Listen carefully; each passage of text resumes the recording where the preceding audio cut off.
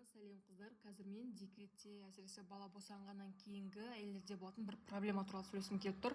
Оның біреуі ғана бұл осы шаш түсу, сыну, құрғау деген сияқты. И сол проблемамен мен де жолыққан едім. Ол нәрседен енді жоямын деп барынша магазиндерден әртүрлі шампуньдар көрдім, маска деген сияқты спрейді алып көрдім. И каждый раз хуже и хуже бола бердім менде, потому что шашым дальше уже эксперимент етіп көтермеді. Из-за этого мен білесіздер ме, бірінші очередь іздеп көрдім шампунь дұрыс болу үшін қандай болу керек шампунь деген сияқты. И менің ең үлкен ошибкам не білесіздер ме, мен шампуньдарды алған кезде бірінші иісі күштісін алатын, прям көп ретін алатын, қымбатын алуға сондай тырыса беретін ғой. Оказывается, шампунь неғұрлым парфюм прям күшті, сильный, оның ішінде химикат көбірек болады екен.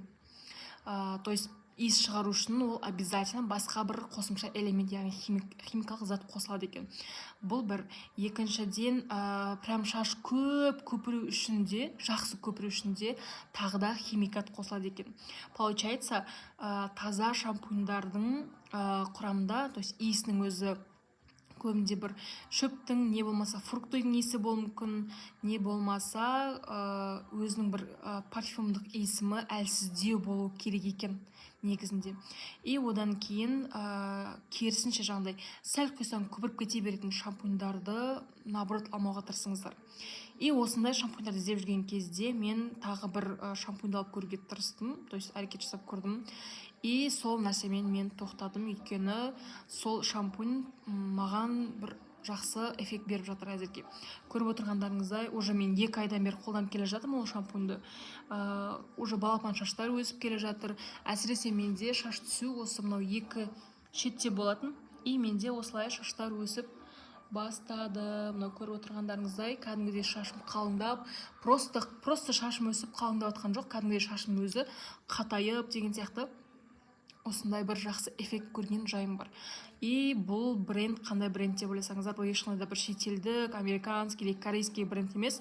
Бұл Қазақстанда жасалынып жатқан Керім деген брендтің осындай шампуньның иіс сывороткасы.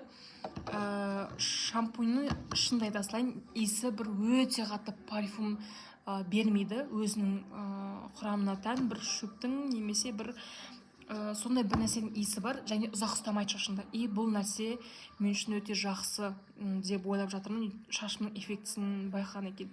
И сывороткасын алып көріп жатырмын, уже 2-ші флакон екеуде. И сывороткасын жаққан кезде андай бір мятный эффект па, или бір кішкене сондай бір эффект береді. Өздеріңіз алып көрсеңіздер байқайсыздар. Осы екеуін бірге қолданып келе жатырмын. Шампунь менде уже 3-ші флакон, ал сыворотка менде 2-ші флакон қолданып келе жатқаныма. И прям шынайы пікір қалдырғым келеді. Егер сіздерде осындай проблемалар болып жатса, советую қыздар осыны байқап көріңіздер екеуін бірге. И плюс еще мен сіздерге тағы бір нәрсе айта кетейінші. Мына шампуньның құрамы таза болғаннан кейін, білесіздер ма, сіздерге особо бір андай кондиционер, қосымша маска, онда бір қатты керек болмай қалады екен. Қалай түсіндірсем екен, шаштың табиғи саулығы болады ғой, бір андай пышырламайды, или болмаса еще андай қатты жұмсап кетпейді, шашың түбі қатып қалмайды, бір өзінің бір органикалық андай қалпына келтіретін шампунь екен. Сол нәрсеге көзім жетті. И сондықтан да сіздерге прям шынайы пікір қалдырғым келіп тұр. Егер сондай проблемалар болса, алып көріңіздер, қолданып көріңіздер. Плюс еще брендке айтқым келетін еді, егер мүмкіндік болса, осы шампуньның үлкен объемын шығарсаңыздар, вообще супер болатын еді. Өйткені объем аздап кішілеу мен үшін, ал маған үлкен объеммен берсеңіздер, қуана алатын едім. Рахмет көп.